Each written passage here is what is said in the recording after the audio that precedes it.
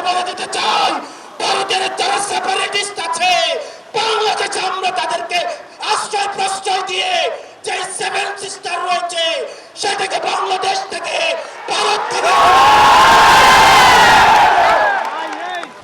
সন্ত্রাস, ভোট চোর আমাদের দেশে যারা অস্থিতিশীল পরিবেশ তৈরি করতে চাচ্ছে, হাদি ভাইকে যারা হত্যা করেছে, নির্বাচন যারা বানচাল করতে চাইছে, দেশের পরিবেশকে যারা অস্থিতিশীল করতে চাইছে, সীমান্ত যারা আমাদের ভাইদেরকে বোনদেরকে মেরে ঝুলিয়ে রাখে, তাদের আশ্রয় এবং প্রশ্রয়দাতা পৃষ্ঠপোষকতা দিচ্ছে ভারত। ভারতকে স্পষ্ট ভাষায় বলতে চাই, যারা আমার দেশের সার্বভৌমত্বকে বিশ্বাস করে না,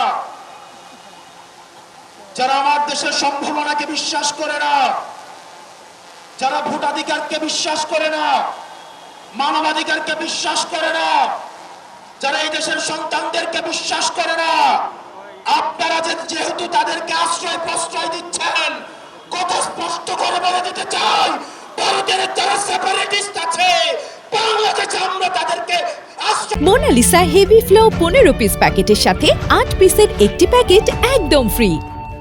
প্রশ্রয় দিয়ে যে সেভেন সিস্টার রয়েছে সেটাকে বাংলাদেশ থেকে ভারত থেকে এই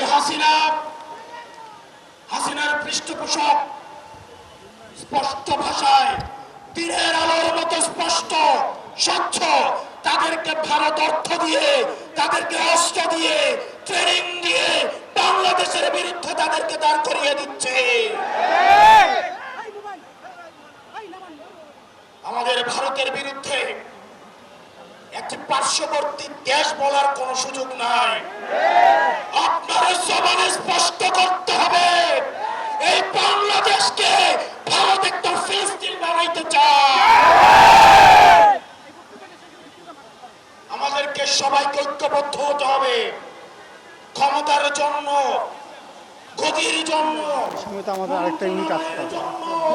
যারা দিল্লিকে টিপলা দিচ্ছে, এই বাংলাদেশের স্বাধীনতা তারা তৃতীয়বারের মতো বিক্রি করে দেওয়ার প্রস্তুতি নিচ্ছে।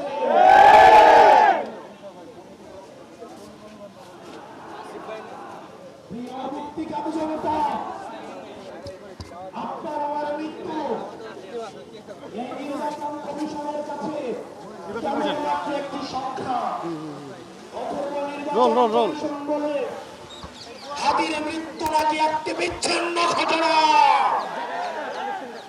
এই স্পাইনলেস মেরুদণ্ডবিহীন ইলেকশন কমিশনার, আমরা এমন একটি বিচ্ছিন্ন ঘটনা তোমার সাথে যেন ঘটে সেটির অপেক্ষা। ইলেকশন কমিশনার কাদের প্রেসক্রিপশনে নিয়োজিত, কারা তাকে নিয়োগ করেছে?